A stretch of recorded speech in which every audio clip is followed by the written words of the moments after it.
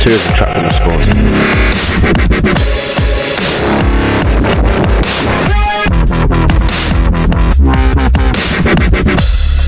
Alright, Cal, they're pushing you,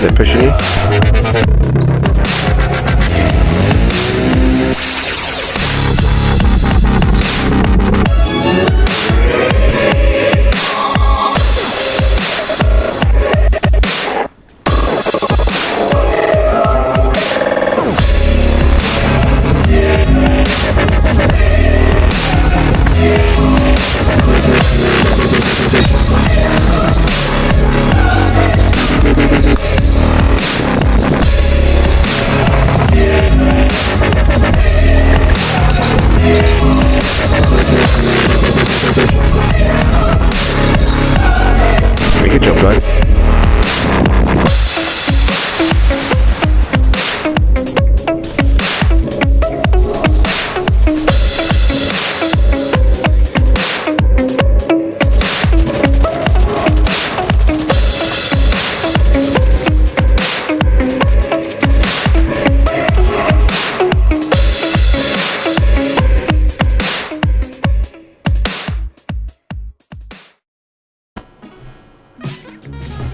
Alright guys, welcome back, and apologies, I haven't really uploaded anything for a week or so.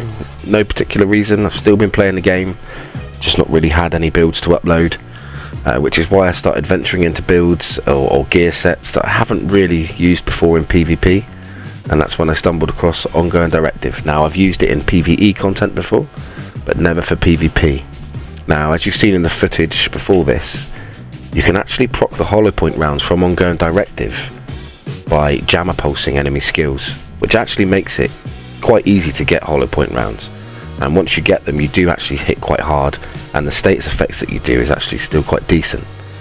So anyway, let's have a quick look at how I've been running it. So this is how I've kind of settled running it at the moment. I have been running it a few different ways, which I'll explain in a minute.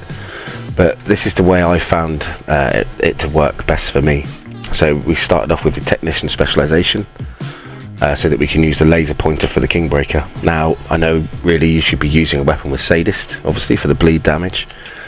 I do have a vector as my backup with sadist on it, but the reason I've been using the Kingbreaker with perfect flatline is when I don't have the hollow point rounds, I don't want to be shooting marshmallows, so I still want to do a little bit of damage, obviously, whilst I don't have them.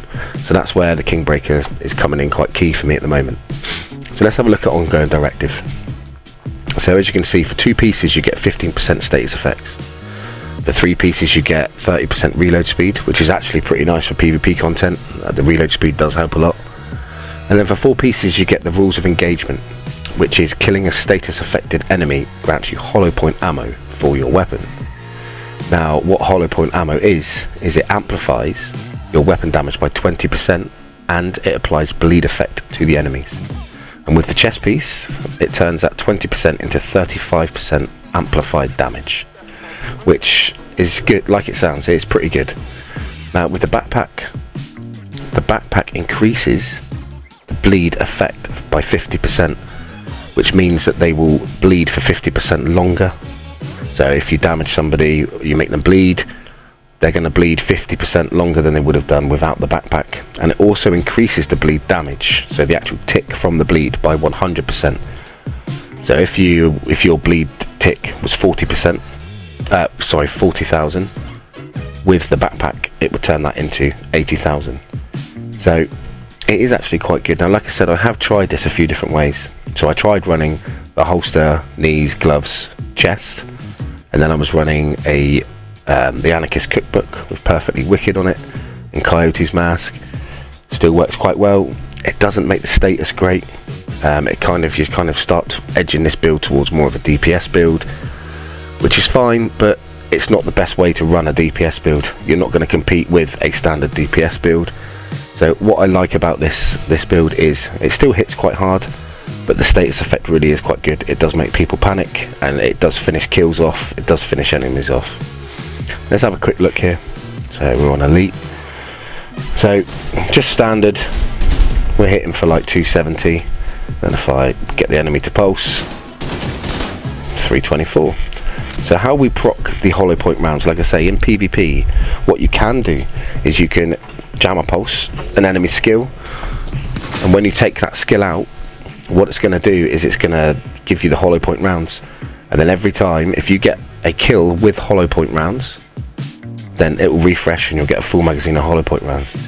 So let's just get some hollow point rounds on this a minute.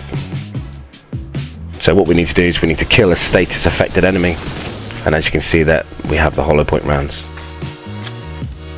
So we'll pulse.